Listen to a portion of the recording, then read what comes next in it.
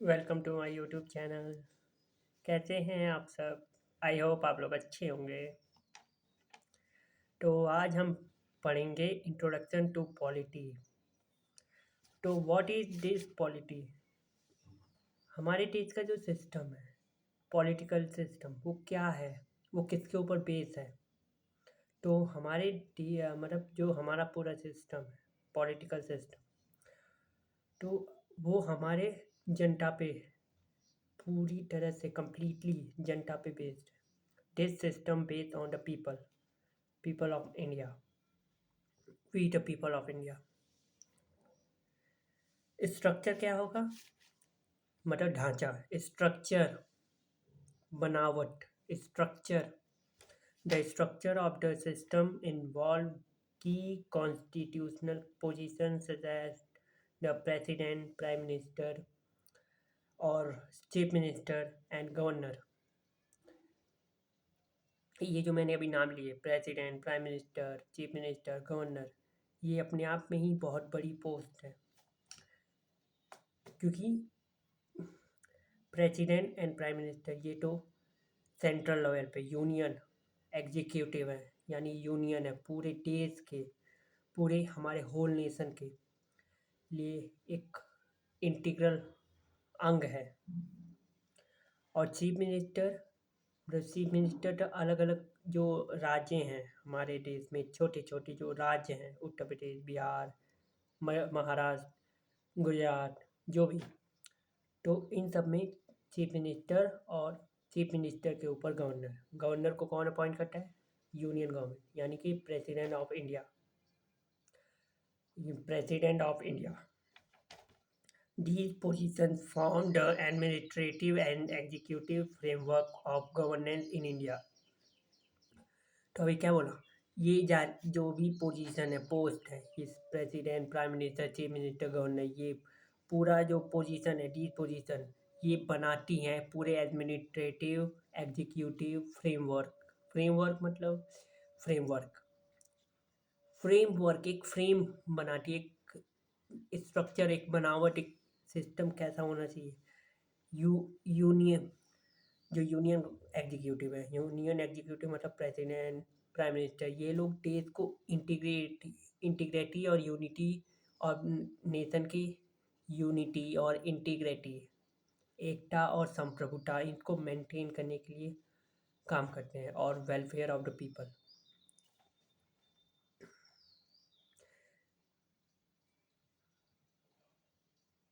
These positions form the administrative and executive framework of governance in India। India का जो governance है, India में governance का जो फ्रेमवर्क है, एग्जीक्यूटिव एग्जीक्यूटिव और administrative. Logic logic the preamble act as the preface or the guiding philosophy of the constitution।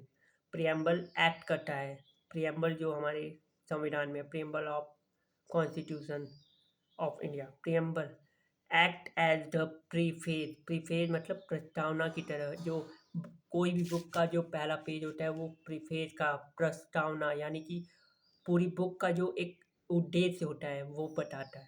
तो preamble भी हमारे पूरे संविधान का एक प्रीफेज है, जो कि एक्ट प्रियम्बल प्रीफेज की तरह एक्ट करता है, मतलब कि वो गाइडिंग फिलॉसफी है, मतलब वो संविधान पूरे सिस्टम को गाइड करता है कि पावर कहाँ से डिराइव होगी, हमारे देश का जो नेचर है वो कैसा है।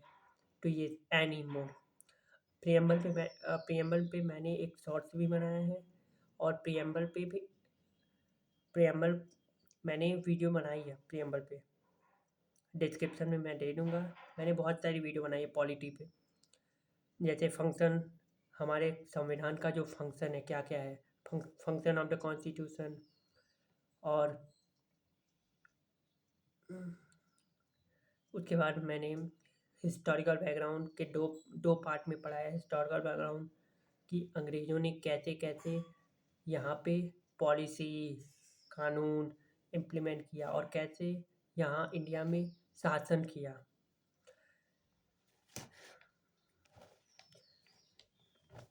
It begins with the word we the people. Preamble की जो शुरुआत होती है ये बिगिन होता है एक वर्ड, एक वर्ड नहीं, ये वर्ड नहीं है, ये आत्मा है, एसेंस है, इस पूरे कंट्री, पूरे हमारे भारत देश की आत्मा है।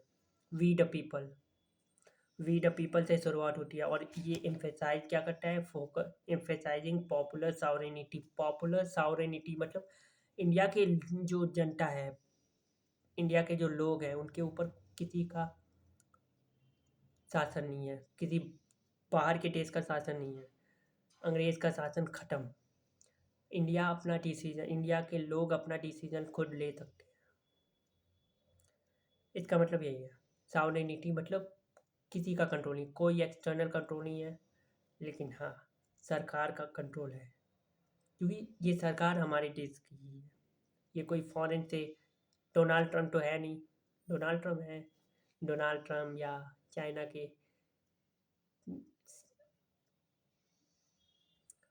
तो ये हमारे देश के ही सरकार है। ये जो सरकार है हमारे देश, हमारे कंट्री की ही है, ओरिजिन है। हमारे देश की जनता ने ही इसको इलेक्ट किया है, चुनाव दे के, चुनाव करवा के। चुनाव कौन करवाता है? Election commission of India. और वो एक कॉन्स्टिट्यूशनल संवैधानिक इंडिपेंडेंट बॉडी है, इंडिपेंडेंट इलेक्शन कमीशन। यूपीएससी भी इंडिपेंडेंट बॉडी है। जुडिशरी, न्यायपालिका भी इंडिपेंडेंट बॉडी है संविधान के अकॉर्डिंग, यानी इन थ्योरी इंडिपेंडेंट है। अब इन प्रैक्टिकल क्या हो रहा है वो तो आप लोग जानते हैं और हम लोग जानते हैं, और सिस्टम जानता है कि वो इंडिपेंडेंट है कि नहीं है। इन थ्योरी, अगर इन थ्योरी देखा जाए तो वो इंडिपेंडेंट है, संविधान के अकॉर्डिंग इंडिपेंडेंट बॉडी है। न्यायपालिका, election commission, UPSC independent body है, और इनका इंडिपेंडेंट होना बहुत ज़रूरी है, इन थ्योरी भी और इन प्रैक्टिकल भी, दोनों तरह से। अब इन थ्योरी तो है, इन प्रैक्टिकल मैं कह नहीं सकता, सबूत नहीं है तो क्या फ़ायदा। The word Bharat refers to the nation as mentioned in the constitution। Bharat, ये भारत हमारे देश का जो नाम है भारत, ये कहाँ से आया है? हमारे संविधान में मेंशन है, India that is Bharat shall be a union of state, article 1 of the Indian constitution. तो इस नाम का मतलब क्या है? भारत का मतलब क्या है? ये जो वर्ड भारत है जो हमारे नेशन को रिफ़र करता है, हमारे कंट्री, हमारे नेशन, हमारे राष्ट्र को रिफ़र करता है कि हमारे देश का नाम भारत है, एज मेंशन, जो कि संविधान में मेंशन है। भारत का मतलब क्या है? भारत, भारत का कोई मतलब तो है नहीं। ये एक ट्राइब थी, भाटा ट्राइब, इंडिया की ही ट्राइब थी, कबीला, कबीला जंगलों में जो लोग रहते हैं उनको। तो वहाँ के एक राजा थे, उनके बेटे का नाम भरत था, उसी के नाम पे पूरे कंट्री मतलब उस इलाके का नाम भारतवर्ष, भारतवर्ष। और महाभारत में भी म, महाभारत जो युद्ध हुआ है उसमें भी, उस युद्ध का नाम महाभारत में भी महाभारत, अरे महाभारत में भी भारत है। तो वहाँ से भी, तो भारत नाम हमारे देश का ही ओरिजिन है, मतलब हमारे देश में ही ओरिजिन हुआ है। इंडिया नाम, इंडिया नाम भी हमारे देश का ही है, लेकिन वो गलत प्रोनाउंसिएशन की वजह से चेंज होता गया, और चेंज होते होते इंडिया नाम हमें मिल गया। और जब संविधान बन रहा था, नेहरू जी ने कहा कि इंडिया और भारत दोनों हमारे देश का नाम है। तो इस बात पे मुस्लिम लीग के कौन, क्या नाम है उसका, हम्म, उसका नाम, मुस्लिम लीग का लीडर जिसने पाकिस्तान बनाया, जिन्ना, जिन्ना, मोहम्मद अली जिन्ना, उसको बहुत गुस्सा आया कि इसने इंडिया नाम कैसे रख लिया, इंडिया भी रख लिया, भारत भी रख लिया, अब हम लोग क्या करेंगे? इंडिया नाम तो हमारा है, क्योंकि इंडस रिवर हमारे यहाँ से बह के जाती है, पाकिस्तान से ही बहती है, बह के पूरा ऊपर ऊपर से कश्मीर से पूरा आती है। तो इंडिया नाम कैसे रख सकता है नेहरू? तो बड़ा वो मतलब जिन्ना को बहुत दुख हुआ था।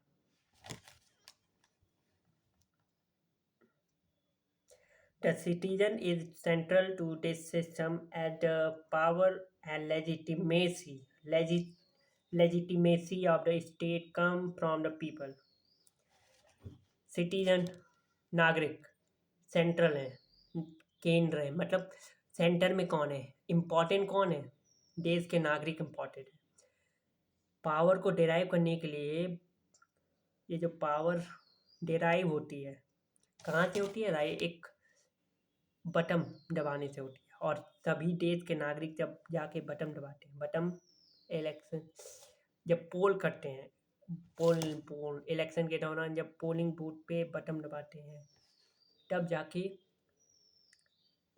इलेक्शन कंडक्ट होता है। और उसके बाद फिर जब रिजल्ट आता है, एफपीटीपी, हमारे देश में एफपीटीपी है, जिसके पास ज़्यादा वोट उसका दबदबा, और जिसके पास कम है उसका दबदबा नहीं।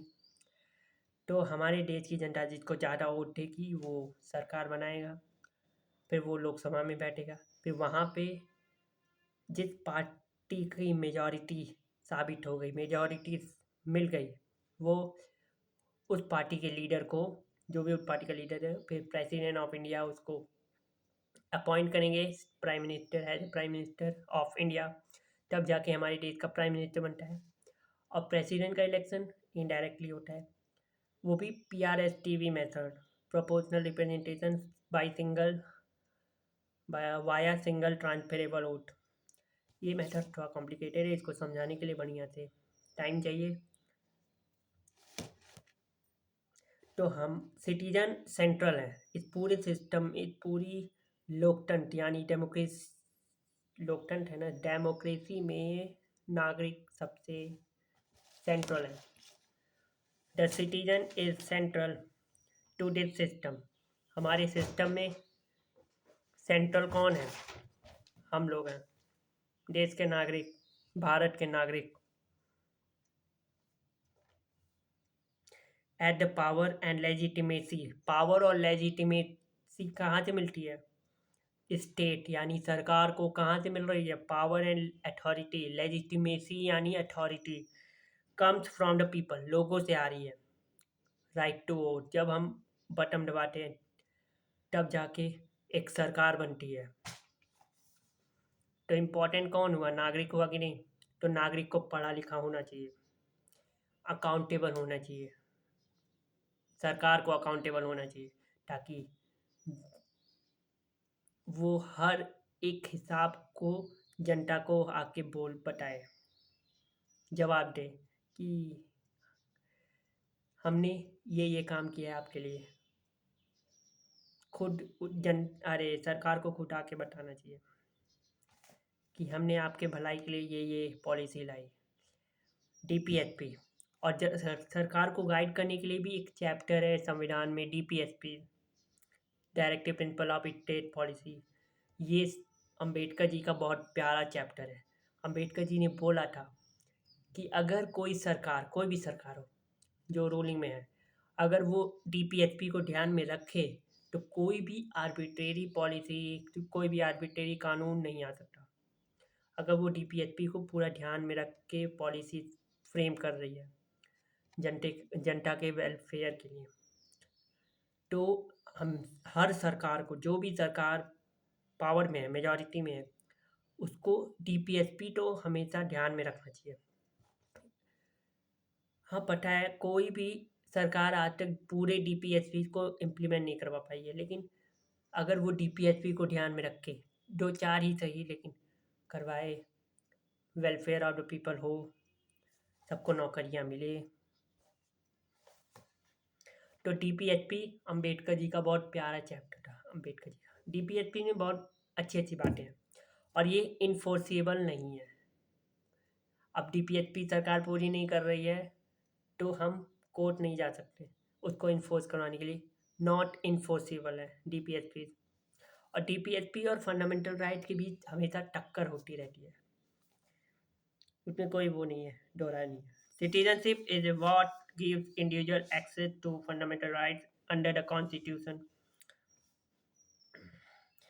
अंडर द कॉन्स्टिट्यूशन, संविधान के अंदर जो नागरिकता है वो क्या है, इज वॉट, क्या है, give individual access to fundamental, नागरिकता वही है कि संविधान के अंदर जो भी उस नागरिक को, नागरिकता में क्या होता है, जो भी एक नागरिक है उसके पास सारे फंडामेंटल राइट्स हैं, right to vote, right to livelihood, right to life में सब आ जाता है, राइट टू स्लीप सब कुछ, right to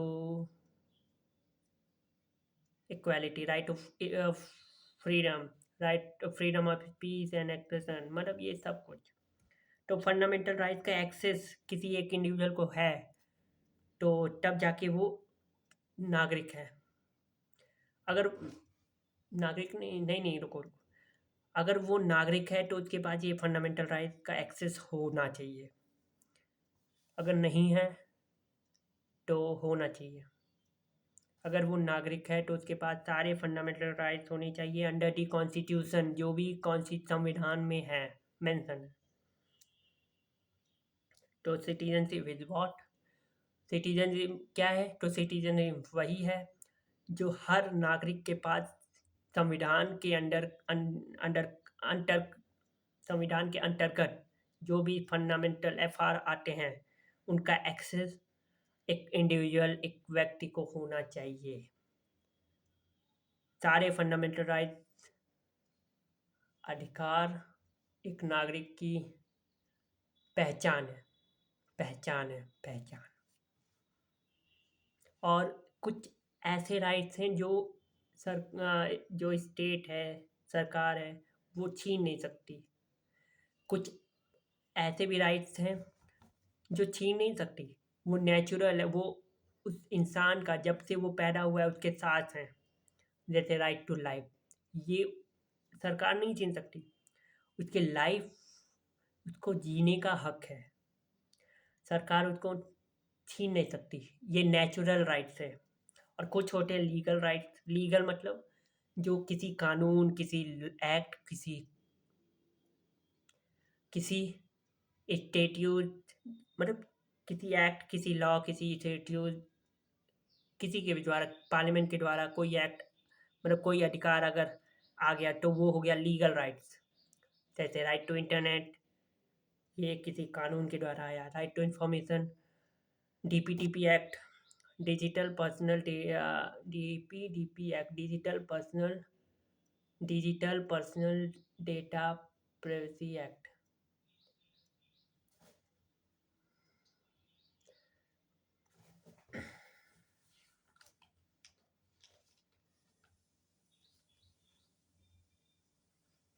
limitation on government, जिसके पास, मैंने क्या बोला था, जिसके पास पावर होगी वो पावर का मिसयूज करेगा, क्योंकि पावर से लोग अहंकार हो जाते, अहंकारी बन जाते। तो हमारे संविधान के जो निर्माता हैं, कॉन्स्टिट्यूशन, कॉन्स्टिट्यूएंट असेंबली में जितने भी मेंबर थे, और उसमें सबसे ज़्यादा पढ़े पढ़े लिखे, मतलब सबसे ज़्यादा समझदार अंबेडकर जी। वो जानते थे कि पावर अगर हमने सरकार को दी है तो सरकार उसका मिसयूज करेगी, इसीलिए उस पावर पे लिमिट भी लगाना होगा, लिमिटेशन। तो अब हम लिमिटेशन की बात करेंगे। The constitution define the limit of state power and specified what the government can not do. और ये बात डिफाइन की, संविधान ने डिफाइन की, संविधान में मेंशन है कि सरकार को, गवर्नमेंट को क्या करना, क्या नहीं करना है, क्या नहीं करना है। सबसे पहले क्या नहीं करना है वो डिफाइन की। This ensure checks and balance को इंश्योर करना among the different organs of the state यानी सरकार, गवर्नमेंट के 3 ऑर्गन है ना, legislature, executive and judiciary. Democracy के 4 पिलर हैं, एक है लेजिस्लेचर, एग्जीक्यूटिव, जुडिशरी और एक जर्नलिज्म, जर्नलिस्ट, पत्रकार। ये भी ये लोकतंत्र के 4 पिलर माने जाते हैं। जर्नलिस्ट का काम है सच्चाई उजागर करना। लेकिन आज के समय में क्या हो रहा है, अब मैं क्या ही बोलूँ, छोड़ो, जाने दो। लोकतंत्र के लिए पत्रकार का इंडिपेंडेंट होना बहुत ज़रूरी है। पत्रकार यानी कि मीडिया, इलेक्ट्रॉनिक मीडिया हो या कोई एक न्यूज़पेपर, कोई पत्रकार ही हो, तो उस पत्रकार जो मतलब जर्नलिस्ट का काम होता है सच्चाई जनता के सामने खोल देना, सच्चाई को एकदम ट्रुथ, क्योंकि सच्चाई नग्न होती है, नग्न होती है, कुछ ज़्यादा ही बोल दिया। तो इन थ्योरी तो यही है, इन थ्योरी, लेकिन इन प्रैक्टिकल क्या हो रहा है ये आप भी जानते हैं, हम भी जानते हैं। अब उस पर मैं कुछ ज़्यादा बोलूँगा नहीं। ये सब इन थ्योरी है, ये प्रैक्टिकली हो रहा है या नहीं हो रहा है इसका मैं क्या बोलूँ, छोड़ो। लेकिन संविधान है, रूल ऑफ लॉ है, तो अगर अभी तक अभी तक देश बचा हुआ है, मतलब कि सब कुछ एक कानून के दायरे में हो रहा है, अभी कोई आर्बिट्रेरीनेस नहीं है। लेकिन जिस दिन आर्बिट्रेरीनेस हुई सरकार की, उस दिन ये देश खत्म।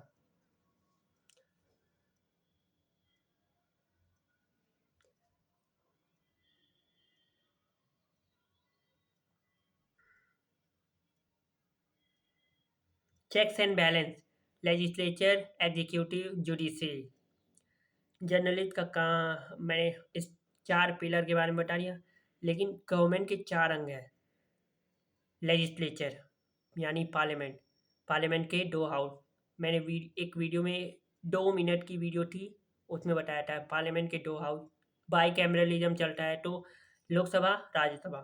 लोकसभा लोकसभा में डायरेक्टली इलेक्टेड एमपीज, जितने भी लोकसभा में एमपीज हैं, सांसद, वो सारे डायरेक्टली जनता द्वारा इलेक्ट होते हैं। लोकसभा की बात कर रहा हूँ। और राज्यसभा में, इसीलिए तो लोकसभा को हाउस ऑफ द पीपल और राज्यसभा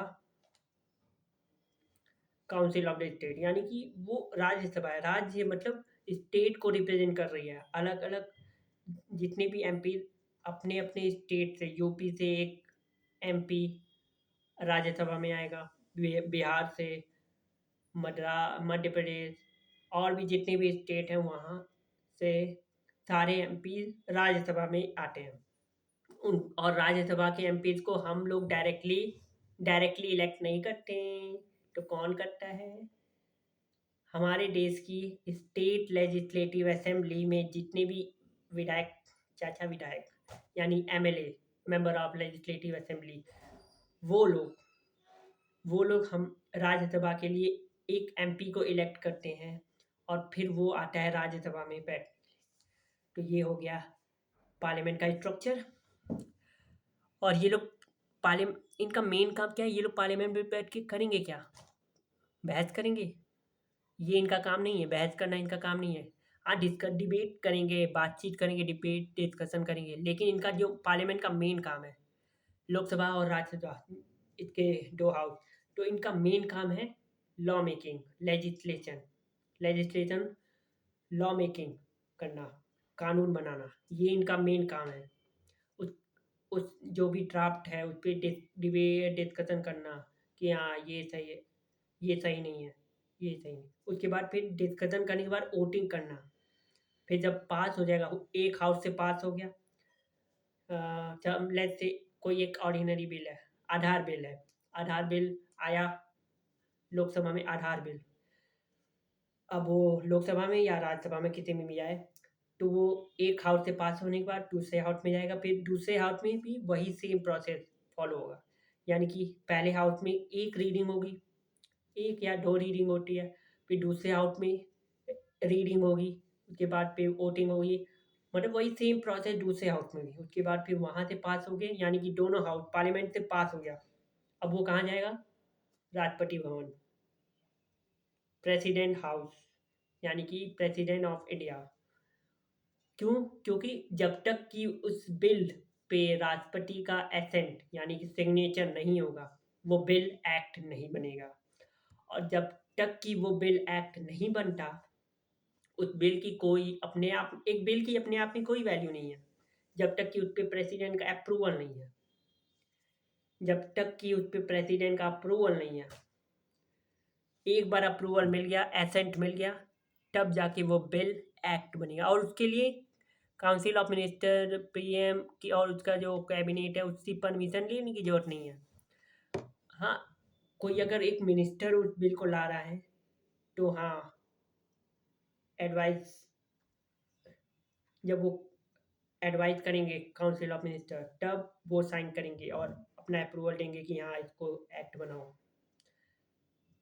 लेकिन अगर कोई एक प्राइवेट मेंबर बिल है, मतलब कोई एक नॉर्मल एमपी, लोकसभा का कोई एक नॉर्मल एमपी कोई एक ड्राफ्ट लाता है कि हाँ इस पे कानून होना चाहिए, तो उस पर डिस्कशन डिबेट होगा। अब वो उनके ऊपर है, सरकार के ऊपर, कि इसको क्या करें, पास करवाने। वो तो हाउस का मामला है, हाउस में क्या हो रहा है क्या नहीं हो रहा है। दो तरह से बिल आता है, एक प्राइवेट मेंबर बिल और एक सरकार जो लाती है बिल। सरकार जो बिल लाती है उसमें बहुत सारे होते हैं, एक नॉन मनी बिल होता है, मनी बिल होता है। मनी बिल वो आता है प्रेसिडेंट के रिकमेंडेशन पे, यानी कि प्रेसिडेंट जब बोल देती है कि हाँ मनी बिल लाओ पार्लियामेंट में, और मनी बिल सिर्फ लोकसभा में आएगा, उस पर राज्यसभा कुछ नहीं करेगा, खाली हाँ ठीक है मनी बिल है, ओके जाओ पास कराओ।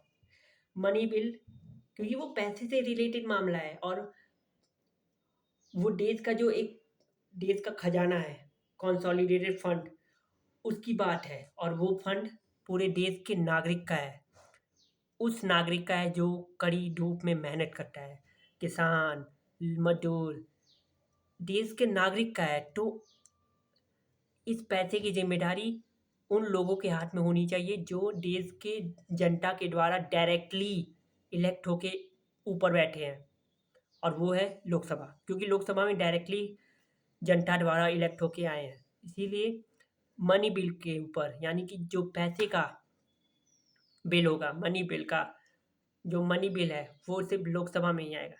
अब वो लोकसभा के ऊपर है, उस पैसे को वो क्या कर रही है, डुबा रही है कि क्या कर रही है। डुबा भी देगी तो कौन ही बोल पाएगा, क्योंकि जिम्मेदारी दी गई है लोकसभा को।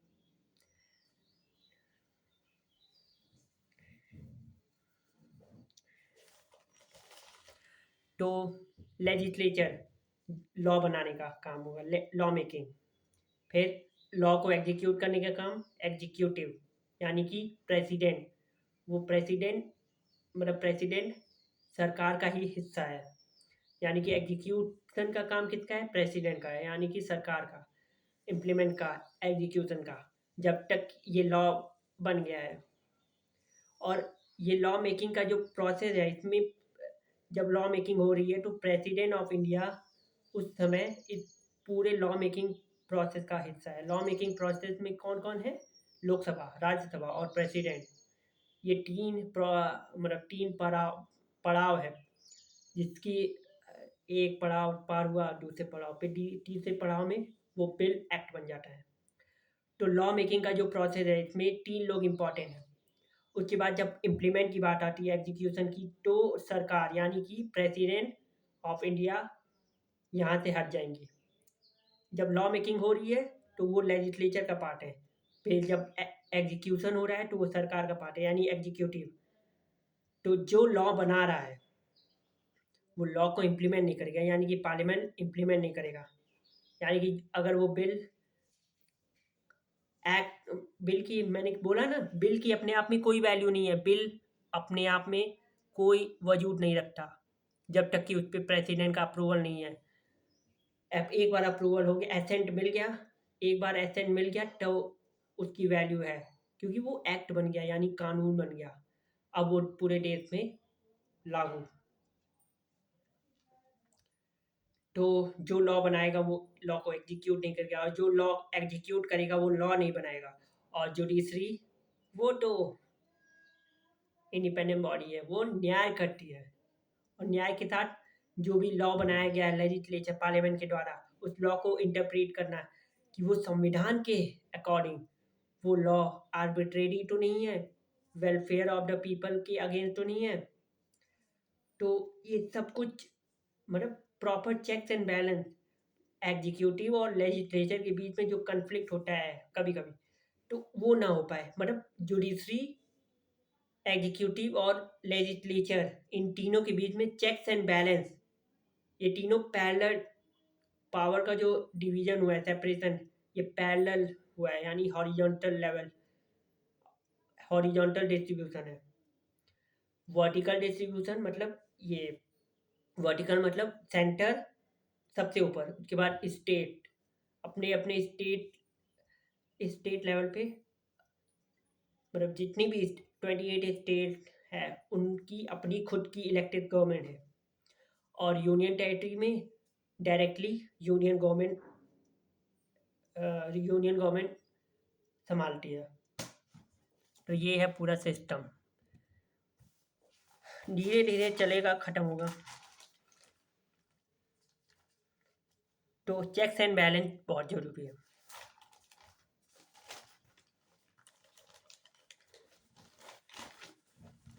Need for a constitution in India, poverty and illiteracy.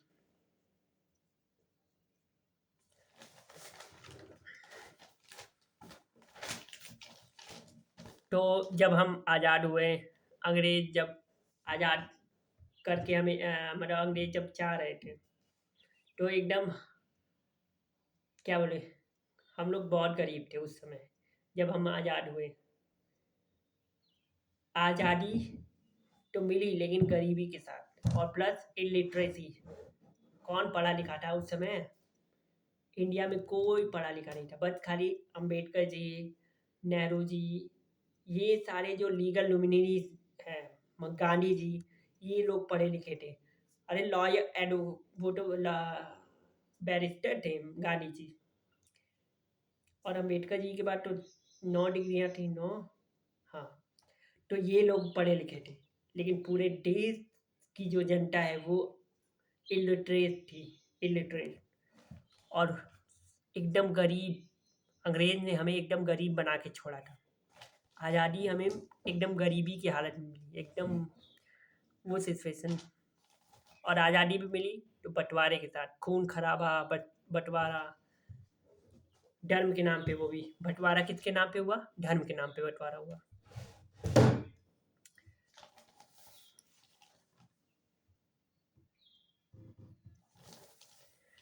Poverty and illiteracy. India needed a guiding framework to promote social justice and uplift the marginalized. Marginalized मतलब जो दबे कुचले वर्ग हैं, दबे कुचले वर्ग। मार्जिनलाइज मतलब जो दबे कुचले वर्ग हैं, वर्ग क्लास, उनको अपलिफ्ट करने, उनको ऊपर लाने के लिए और सामाजिक न्याय देने के लिए हमें एक गाइडिंग फ्रेमवर्क की जरूरत थी, गाइडिंग फ्रेमवर्क, और वो था संविधान। तो इसलिए ये पहला पॉइंट है, संविधान की इसीलिए ज़रूरत पड़ी उस समय। तो हमने कहा पहले संविधान बनेगा, और जब तक संविधान बन रहा है, यानी कि 2 साल 11 महीने 18 दिन लगा लगभग, ये एग्जैक्ट डेट है। तो जब तक ये संविधान बन रहा है, उस समय भी लोग काम पे तो जा ही रहे थे, सब कुछ चल ही रहा था। जब संविधान बन रहा था, तो संविधान बनने के अलावा भी बहुत काम थे, देश को गवर्न भी करना था, क्योंकि अंग्रेज तो 47 में ही चले गए थे आज़ाद करके। तो 1947 से लेके जब तक कि पहला जनरल इलेक्शन हो नहीं गया, 1951 में पहला जनरल इलेक्शन हुआ, यानी 1947 से लेके 1951 तक इस देश को गवर्न भी करना था। यानी कि जो संविधान, कॉन्स्टिट्यूएंट असेंबली है, संविधान सभा, ये लोग संविधान बना भी रहे थे, संविधान को लिख भी रहे थे, और उसके साथ गवर्न भी कर रहे थे पूरे देश को। कहाँ से? दिल्ली से, और कहाँ से करेंगे? यानी कि जब संविधान बन रहा था तो उस समय तो कानून हमारा बन रहा है, रूल ऑफ लॉ अभी तो तैयार हो रहा है, संविधान अभी बन रहा है। तो टेम्परेरी इंटरिम, छोटे छोटे वो एक्ट, इंटरिम जो अंग्रेजों के द्वारा लाए गए थे, उन्हीं एक्ट से हमारा काम चल रहा था। क्योंकि इतनी भी खराब नहीं बनाए थे अंग्रेजों ने एक्ट। जितने भी एक्ट बनाए थे, कुछ एक्ट में अच्छे थे, जैसे GOI 1935।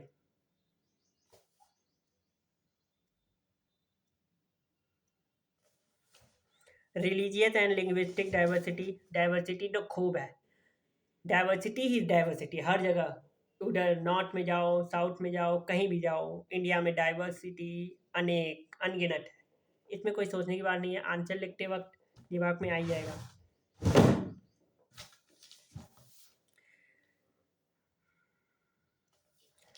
Constitution. A constitution was vital to ensure unity in diversity and safeguard minority rights. Minority rights. संविधान इंपॉर्टेंट हो जाता है, वाइटल मतलब important, to ensure unity in diversity को मेंटेन, यूनिटी मतलब डाइवर्सिटी में यूनिटी, विविधता में एकता, unity in diversity, safeguard minority rights, इसके लिए इम्पॉर्टेंट हो जाता है, vital. Integration of princely state, integration of princely state, उस समय जब अंग्रेज जा रहे थे तो कई सारे राजा भी थे, वो भी आज़ाद हो रहे थे। प्रिंसली स्टेट 500 से ज़्यादा कुछ प्रिंसली स्टेट थे। अगर वो लोग इंडिपेंडेंट रह जाते तो आज जो इंडिया का मैप देख रहे हो, इंडिया का मैप, आज जो इंडिया का मैप देख रहे हो, वो इंडिया का मैप बिखर जाता, इंडिया कभी एक हो ही नहीं पाता। और बहुत लोग उस समय जब आज़ाद हुए तो बाकी कंट्री तो मजाक उड़ा रही थी कि ये देश एक कभी हो ही नहीं पाएगा, पाकिस्तान तो अलग हो ही है, इतनी बड़ी डाइवर्सिटी वाला देश कभी एक रह ही नहीं सकता। मतलब बाहर के जो लोग हैं, अमेरिका हो गया, मतलब ये सारे लोग मजाक उड़ा रहे थे कि, मजाक नहीं उड़ा रहे थे मतलब टॉन्ट मार रहे थे कि ये देश कभी एक नहीं रह सकता है, इतनी बड़ी डाइवर्सिटी वाला कंट्री कभी एक रह ही नहीं सकता। ये ऐसा ऐसा तो बोला जा रहा था जब उस समय जब आज़ाद हुए, लेकिन इस बात को सच साबित किया। आज भी ये पूरा इतना बड़ा डाइवर्सिटी वाला देश एक है कि नहीं। साउथ के लोग अपना गवर्न कर रहे हैं, अपनी उनकी इलेक्टेड गवर्नमेंट है। तमिलनाडु, कर्नाटका, इन सब की अपनी अपनी गवर्नमेंट है कि नहीं। और सेंट्रल गवर्नमेंट, तो इतना बड़ा डाइवर्सिटी वाला देश ये आज भी अस्तित्व में है कि नहीं, एग्जिस्टेंस पे है कि नहीं। हमने उस समय जो लोग मजाक उड़ा रहे थे उनकी बातों को झुठला दिया, और हमारा संविधान दुनिया का लॉन्गेस्ट संविधान बन गया। और लॉन्गेस्ट सर्विंग, कितने साल हो गए हैं संविधान को बने, लिखे, संविधान, हमारे संविधान को लिखे 75 से ज़्यादा ही हो गए हैं। 1950 से लागू हुआ था, लेकिन 49 में बन के तैयार हो गया था, 49 में बन के तैयार हो गया था। तो 49 से लेके आज 2026 चल रहा है, तो हो गया हो लगभग 75 से पार ही हो गया हो। तो आज तक वही संविधान है, बट समय समय पे मॉडिफिकेशन उसमें अलाउ है, और उस मॉडिफिकेशन का नाम है अमेंडमेंट। यानी कि संविधान के जो निर्माता हैं, हमारे मेकर्स जानते थे कि हम कुछ भी, सोसाइटी में कुछ भी परमानेंट नहीं है, कुछ भी नेशन, अगर हम संविधान को परमानेंट करेंगे यानी कि रिजिड संविधान बना देंगे, यानी कि उस समय जैसा लिखा गया है उसको कोई छू नहीं सकता, उसको कोई चेंज नहीं कर सकता। हाँ, कोई चेंज कर सकता है, लेकिन एट द सेम टाइम उन चीज़ों को नहीं छू सकता जो संविधान की आत्मा है, उसकी मूल भावना है। जैसे we the people of India, democracy, sovereignty, मतलब DPSP, फंडामेंटल राइट्स। तो ये सब क्या है, ये सब मूल आत्मा है। ये पार्लियामेंट तो क्या, कोई भी सरकार आ जाए चेंज नहीं कर सकती। Basic structure doctrine. और जुडिशरी ने तो जजमेंट भी दिया है, बेसिक स्ट्रक्चर डॉक्ट्राइन। तो हमारा संविधान दोनों है, rigid at the same time, rigid and at the same time flexible, यानी कि रिजिड भी है और फ्लेक्सिबल, यानी कि दोनों का ब्लेंडिंग है, दोनों का मिक्सअप है। यानी कि समय समय पे हम चेंज कर सकते हैं सोसाइटी की बदलती हुई ज़रूरतों के हिसाब से। उसमें हम कुछ ऐड कर सकते हैं, कुछ रिपील कर सकते हैं, मतलब हटा सकते हैं कुछ। जैसे आर्टिकल 370 हट गया जम्मू कश्मीर पे से, यानी कि जो स्पेशल राइट था वो भी खत्म हो गया।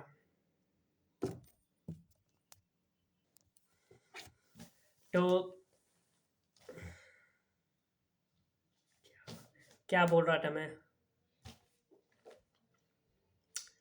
हाँ, इंटीग्रेशन ऑफ प्रिंसली स्टेट।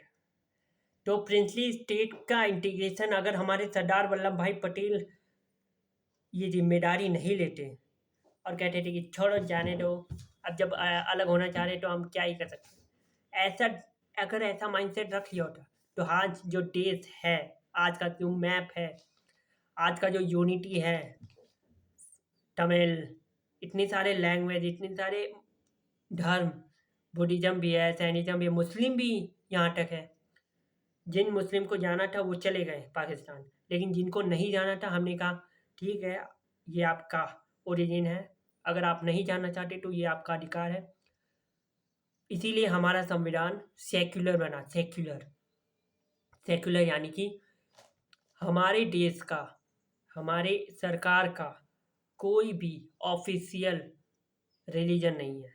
और हमारी जो सरकार है, मतलब हम, ये जो स्टेट है हमारा पूरा, ये यूनियन, ये किसी भी धर्म में भेदभाव नहीं कर सकता। किसी भी, इतने सारे धर्म है, किसी भी धर्म को ऊपर और किसी धर्म को नीचे नहीं कर सकते। सारे धर्म एक इक्वल स्टेटस रखते हैं। और सब धर्मों की अपनी अपनी एक वैल्यूज हैं, कुछ बातें हैं, उनके कुछ ग्रंथ हैं। सारे धर्मों के जो भी बातें हैं, ग्रंथ हैं, ये अपने आप में ही, सारे धर्मों के अपने आप में ही एक इंडिपेंडेंट स्टेटस रखते हैं और इक्वल, मतलब सारे धर्म इक्वल हैं, ना कोई एक धर्म ऊपर ना कोई एक धर्म नीचे। लेकिन पाकिस्तान वालों में उनका इस्लामिक कानून ही, यानी कि जो शरिया लॉ है वही पूरे पाकिस्तान में होता है लागू। तो वैसा हमारे देश में नहीं है कि हमारा देश हिंदू वाला है, हिंदू हिंदू पॉपुलेशन ज़्यादा है तो हम हिंदू धर्म को ऊपर और बाकी धर्मों को नीचे, नहीं। हम पहले ह्यूमैनिटीज़ फर्स्ट कम, सबसे पहले ह्यूमैनिटीज़। अब गर्मी का सीज़न है, अगर आपके घर कोई पानी पीने आ रहा है तो आप उसको क्या करेंगे? जैसे कोई डिलीवरी वाला ही है, आपने कुछ मंगाया, इतनी धूप में वो आया है, तो या कोई भी ऐसा कोई भी रैंडम पर्सन कुछ भी देने आया है, कुछ डिलीवरी वाला ही है, तो जो भी कोई मेहमान है, कोई एक भिखारी ही है, आ गया है आपके दरवाजे पे, तो क्या हम उसको भगा देंगे कि जा जा, हट हट हट हट, तू हम मेरे द्वार, मतलब द्वार हम लोग की आम भाषा में द्वार बोलते हैं, जो मेन गेट होता है, तो हमारे दरवाजे पे कोई भी आएगा तो हट हट थोड़ी ना करेंगे। Humanities first come. ह्यूमैनिटीज़ यानी कि हम इंसान हैं, एक इंसान दूसरे इंसान की तकलीफ झेल, और इस आज के समय में किसी के अंदर की बुराई जाग जाती है तो उसके अंदर की जो अच्छाई है वो जाग नहीं पाती है, क्योंकि बुराई उस पर हावी हो गई है। अच्छाई सबके पास है, लेकिन वो अच्छाई दिखा नहीं पाता है क्योंकि उसके ऊपर बुराई का अंधा वो है, क्या बोलते हैं, क्राइम क्यों हो रहे हैं इतने सारे, क्योंकि उसको कोई गाइड करने वाला नहीं है कि ये गलत है। कुछ लोग मजबूरी में करते करते क्राइम करने लगते हैं, मतलब अपने पेट के पालने के लिए चोरी करना। तो अपने पेट के पालने के लिए चोरी करते करते उसकी आदत बन जाती है और वो उस क्राइम को सही मानता है कि मैं चोरी कर रहा हूँ तो सही है, लेकिन ये गलत है। फिर आखिर में जब उसको जेल होती है तब एहसास होता है, वो हृदय परिवर्तन जिसको बोला जाता है, हृदय परिवर्तन हो गया, ये अच्छा इंसान बन गया। तो सभी इंसान अच्छे हैं, सारे इंसान अच्छे हैं, बस बशर्ते क्या है, कुछ लोग बुरा काम करने से पहले सोचते हैं कि क्या ये मैं जो कर रहा हूँ ये गलत है, क्या ये मैं जो कर रहा हूँ वो गलत है। और कुछ लोग गलत काम करते हैं तो ये नहीं इनके दिमाग में आता है कि ये गलत है, कर डालते हैं, मतलब बेखौफ।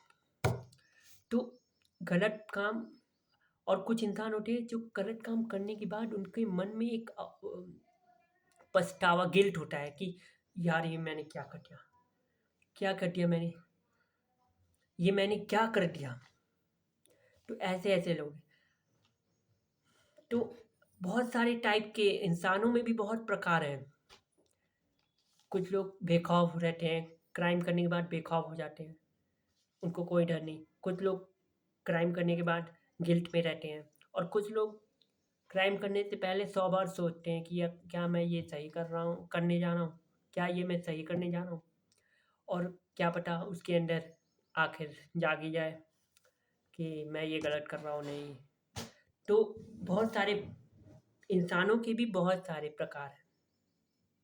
कुछ लोग बहुत सारा दान डोनेशन करते हैं एनजीओज में, और भी जितने भी वेलफेयर बॉडीज़ हैं जो समाज कल्याण, जो भी समाज के कल्याण के लिए आज तक बॉडी बनी है, एनजीओ और भी अनाथालय। तो इन सब में जो लोग दान करते हैं, तो देखो, दान, ये जो दान शब्द है, यानी कि डोनेशन, दान, ये जो दान वर्ड है, दान का मतलब ये नहीं है कि मैं दान कर रहा हूँ तो पूरे समाज को बताऊँ कि, एक बात याद रखो, अच्छा काम करो तो ऐसे करो कि मतलब लेफ्ट हैंड से अगर दान कर रहे हैं, कोई अच्छा काम अगर हम इस हाथ से कर रहे हैं तो ऐसे करें कि हमारे राइट हैंड को भी पता ना चले, यानी कि अच्छा काम करो, उसमें ढिंढोरा पीटने की जरूरत ही नहीं है।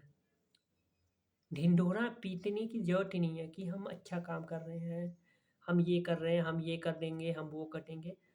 नहीं, अगर अच्छा काम कर रहे हैं तो ऐसे करो कि क्या हमें अपने अंदर, देखो, दो तरह से खुशी होती है। एक वो लोग होते हैं जो पावर, प्रेस्टीज, पैसा, इन सबको वो मांगते हैं, क्या बोले, लग्जरियस लाइफ मानते हैं, यानी कि ये सब चीज़ें मेटेरियलिस्टिक है, मेटेरियलिस्टिक मतलब कि ये लोग मटेरियल, यानी कि जो वस्तुएं हैं, मटेरियलिस्टिक मतलब पैसा एक वस्तु है, तो इन सब चीज़ों में ये ऐसे लोग खुशी ढूंढते हैं। तो खुशी इन सब में नहीं, सक्सेस की जो डेफिनेशन है, सक्सेस वो है कि जब तक हम अपने दिल से, अगर कोई एक बच्चा अपने दिल से कोई काम करना चाह रहा है और वो काम करने के बाद उसको खुशी मिल रही है, तो वो खुशी सही मायने में खुशी है, क्योंकि वो उसके आंतरिक, उसके मन से आ रही है कि मैंने ये अच्छा काम किया।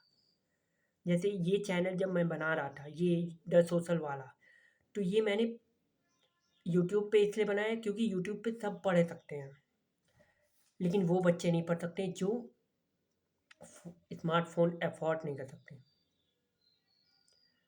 तो उनके लिए भी मैं कुछ करूँगा।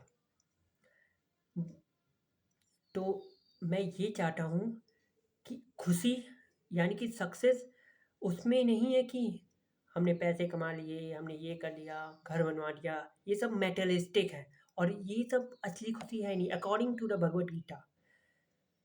भगवत गीता में, मैं यहाँ कोई धर्म का प्रचार करने नहीं आया हूँ, भगवत गीता सभी ह्यूमन के लिए है, नॉट ओनली फॉर हिंदू, सभी ह्यूमन के लिए, इंसानों के लिए है। तो भगवत गीता में जो बात है वो जीवन जीने का तरीका बताती है भगवत गीता। तो उसके अकॉर्डिंग सक्सेस की जो डेफिनेशन है, सक्सेस कामयाबी की डेफिनेशन ये है कि जब हम अपनी मन से कोई एक काम करते हैं और अंदर से खुशी आती है, तो वो खुशी का असली वैल्यू है। मटेरियलिस्टिक चीज़ों में वो खुशी कभी नहीं मिलेगी। तो इसी के साथ मैं इस लेक्चर को एंड करता हूँ। तो अभी बहुत कुछ बाकी है, लेकिन मैं टाइम की वजह से नहीं पढ़ाऊँगा, कल पढ़ा देंगे। मैं डेली बेसिस पे वीडियो इसलिए नहीं बना पा रहा हूँ क्योंकि इस समय मैं भी बिजी हूँ। शाम को क्लास होती है 5 बजे से 6:30, फिर 7 बजे से 9 बजे तक। आपको तो पता ही है, वो प्रारंभ बैच का मैंने जो ऑनेस्ट रिव्यू दिया था, उससे तो आपको पता लग गया होगा कि मैंने भी प्रारंभ बैच अवेल किया है। तो इसीलिए बनाने में लेट हो जा रहा है, लेकिन ये जो वीडियो है ये आप देखिए, इत्मीनान से देखिए, इत्मीनान से, और ध्यान से मेरी बातों को सुनिए। ठीक है? तो इस वीडियो को मैं एंड करता हूँ। और जो भी मैंने अभी तक पढ़ाया और जो भी मैं पहले वीडियो अपलोड कर किया हूँ, जो भी मैं शॉर्ट्स बना रहा हूँ, आप लोग मेरी राइटिंग, अगर मैंने जो शॉर्ट्स बनाए हैं उसमें मेरी राइटिंग के बारे में आप कुछ टिप्पणी तो कर ही सकते हैं। अच्छा लगेगा मेरी राइटिंग के बारे में। वो मेरे हैंड रिटन नोट्स हैं।